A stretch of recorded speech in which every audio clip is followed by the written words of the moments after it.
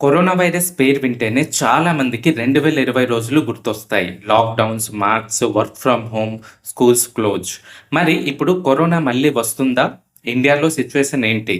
ఈ వీడియోలో latest official updates సింపుల్‌గా మనం తెలుసుకుందాం. హలో ఫ్రెండ్స్, రీసెంట్‌గా ఇండియాలో కొన్ని స్టేట్స్‌లో కోవిడ్-19 కేసెస్ అయితే కొంచెం పెరుగుతున్నాయి.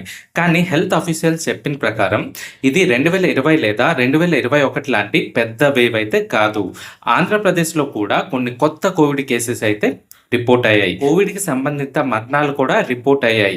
అవి ఎక్కువగా వేరే హెల్త్ ప్రాబ్లమ్స్ లో ఉన్న పేషెంట్స్ లో జరిగిన కేసెస్ అని కొంతమంది అథారిటీస్ అయితే పరిశీలిస్తున్నారు. సైంటిస్టులు అయితే వైరస్ శాంపిల్ ని టెస్ట్ అయితే చేస్తున్నారు. ఏమైనా కొత్త వేరియంట్ ఉందా అన్న కోణంలో, లేదా ఆల్రెడీ ఉన్న వేరియంట్ స్ప్రెడ్ అవుతుందా అని. ఈ విషయంపై రీసెర్చ్ అయితే నడుస్తుంది. ప్రస్తుతం హాస్పిటల్స్ పై ఏం ప్రెజర్ లేదు, ఆక్సిజన్ షార్టేజ్ అయితే లేదు, లాక్డౌన్ అనౌన్స్ చేసే పరిస్థితి కూడా లేదని హెల్త్ అథారిటీస్ అయితే చెబుతున్నాయి.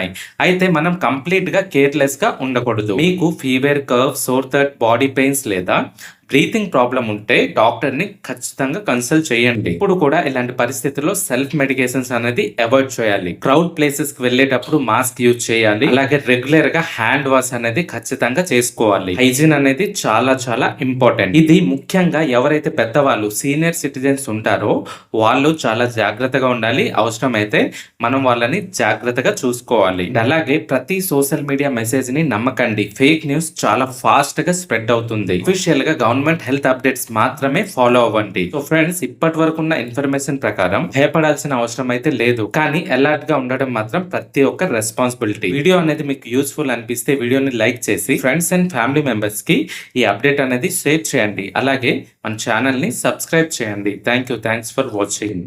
జై హింద్.